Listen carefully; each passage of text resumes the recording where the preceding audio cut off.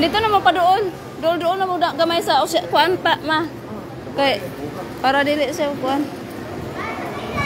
Wait, tubig. Na may tubig na, tubig dala.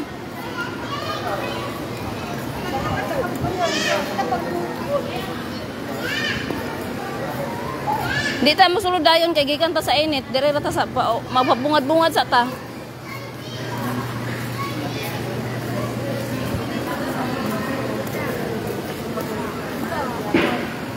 Lili sa tama, di sa na may entrance. Dire sa ta landong-landong sa ta kay dili pa sulod dayon kay init. Gikan ta sa init. Picture ka na. I-plaster na ako daan na.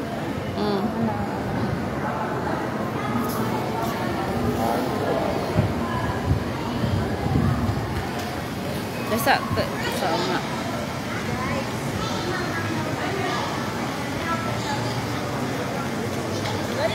Sige. Wala pa to. Nagwala pa to. Entrance fee para makapasok 750 750 each? per head. Wala. Wala man di eh. Wala. 750. Pagtay man di na dito. Para isa na to 700. What type pa nito? Just pictures. Tapos limited pa. Merong iba na hindi kasali. Pero kasakuan. Sa lunitan lang na padulong puti mang mahala di ang entrance ni.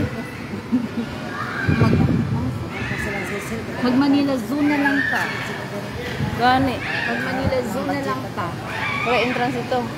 Alam ko wala.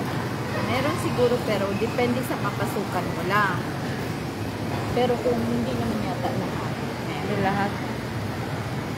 Pero malayo dito. Parang malapit daw yun sa Horizon Plaza. Pila sa unom pila ang bayaran sa unom? 650. 750. 4,000 no? Alam ko na, pwede naman sila.